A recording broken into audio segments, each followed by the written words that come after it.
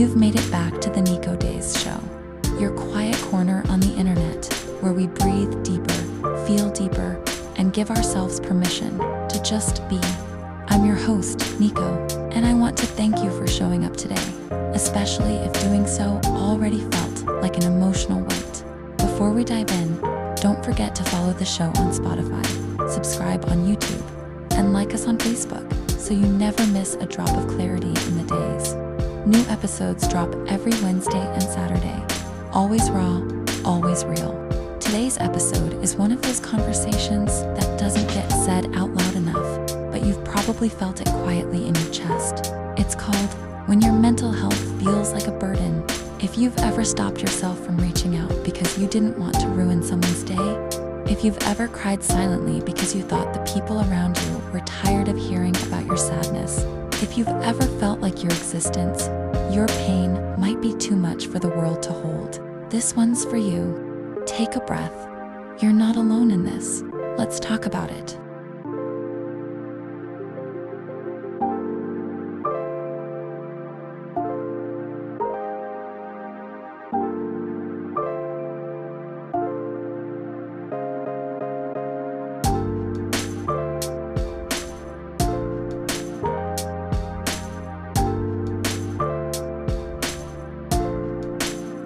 Let's have the day's check-in. Before anything else, I want you to close your eyes, unless you're driving, of course, and just settle into your body.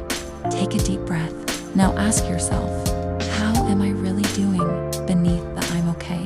What parts of me have I been silencing lately to make others more comfortable? Sometimes the hardest thing to admit is that we're not okay. Not just once, not just for a bad week, but for what feels like forever.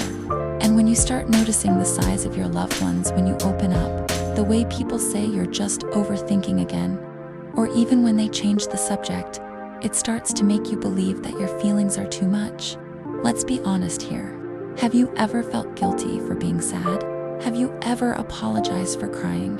Have you ever kept your struggles to yourself just to avoid being a burden? If yes, then pause. You are not alone. I've been there too.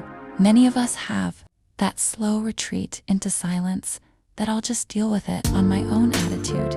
It doesn't come from strength. It comes from the fear that our pain will push people away, that we'll lose friendships, that we'll be labeled too sensitive, too emotional, or too much. But let's check in again. What are you carrying right now that you've convinced yourself no one wants to hear? What emotions are taking up space in your chest that you're pretending don't exist?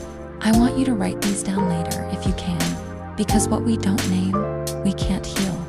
And this episode, this space, is your permission slip to stop shrinking the parts of you that are hurting. Let's be with all of it, all of you, even the messy, heavy, hard to hold parts. This is your day's check-in. And however you showed up today, I'm proud of you for being here. Let's keep going.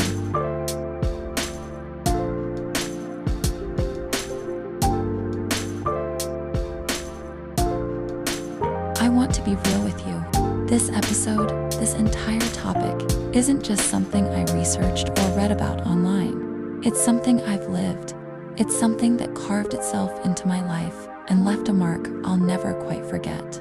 When my dad passed away, and not long after, my brother, I fell into a darkness that I didn't know how to name at the time. Grief and depression blended into this fog that made it hard to get up, hard to think, hard to even want to keep going. I didn't know who to talk to, but I tried. I really did. At first, my friends were there for me. They checked in. They asked how I was doing. I remember clinging to those moments like lifelines. Like maybe if I could just get the words out, the pain would feel a little lighter. And for a while, it did. For a while, I thought I was safe in that space. But then, slowly it shifted. The replies got shorter. The check-ins stopped. The energy changed. I started noticing the hesitation in their voices when I brought up how I was feeling. The silence after I opened up. The long gaps between conversations. Until one day, the messages just stopped coming. The support disappeared. The friendship even, in some cases, just faded away. And I was left wondering, Was I too much? Was my sadness annoying? Had I worn out my welcome in their lives? It crushed me, not just because I was grieving my family, but now I was also grieving the people I thought would stay.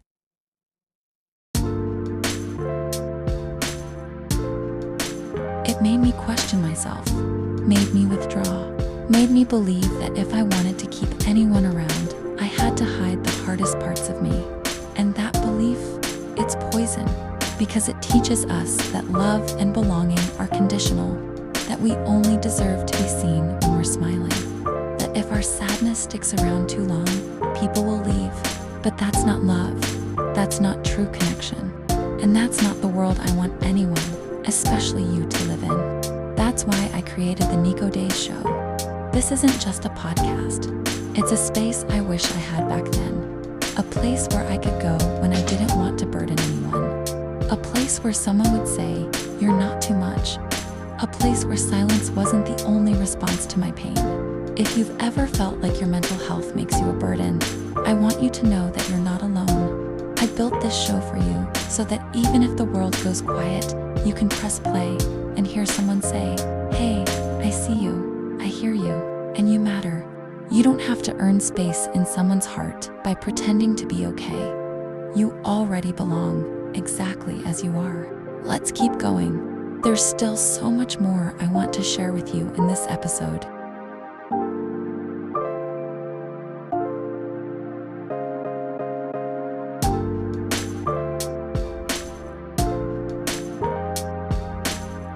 Let's take a moment to sit with this truth.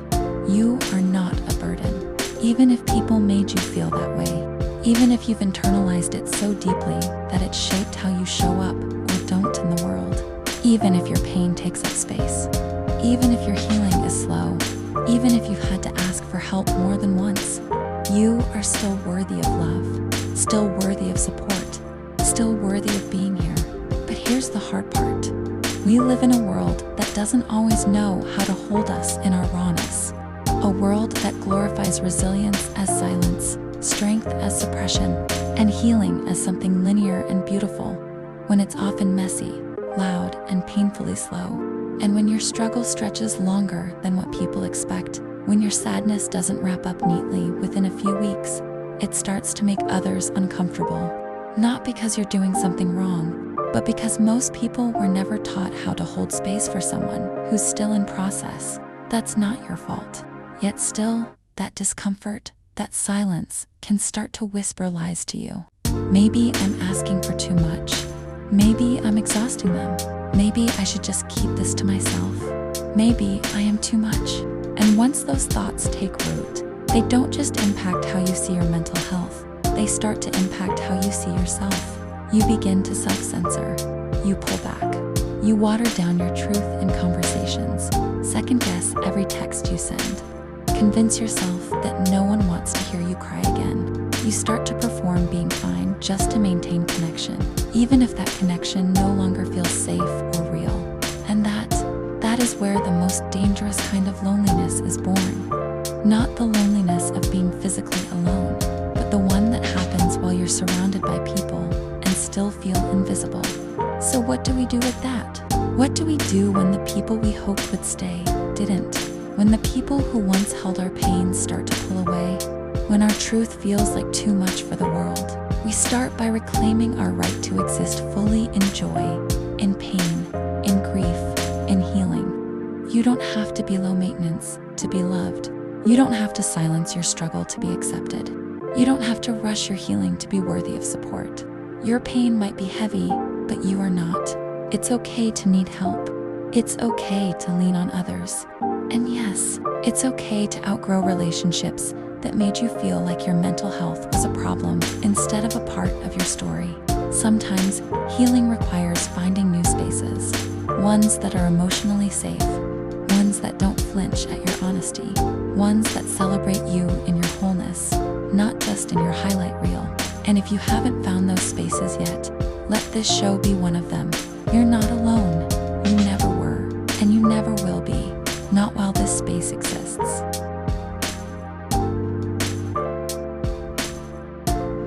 people out there who will see you, love you, and hold you, not despite your struggles, but through them. You are not a burden. You're a human being doing the best you can. And that's enough. Take a breath with me. Let's carry this conversation inward now.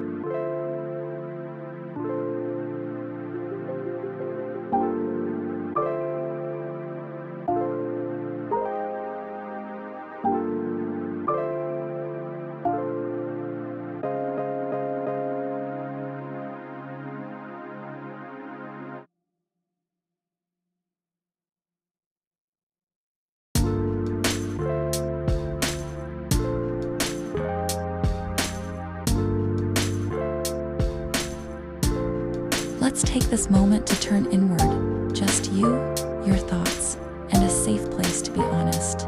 Find a quiet spot, breathe slowly, feel your chest rise and fall. Now open your journal or even the notes app on your phone and respond to this. In what ways have I felt like a burden to others? And where did I learn that belief? What would it look like if I began to unlearn it and chose to believe that I'm worthy of love, even in my hardest moments? Take your time. Let the words come as they are, messy, raw, unfinished. You might cry. You might write just one sentence. You might pour out 5 pages. There's no right or wrong way to do this. What matters is that you're choosing to face yourself with honesty and gentleness. And that's something most people never do. And if it feels too heavy today, you can come back to this. The important thing is that the door is open. You're not too much. You're healing. You're human. You're here. And that alone is a quiet kind of miracle.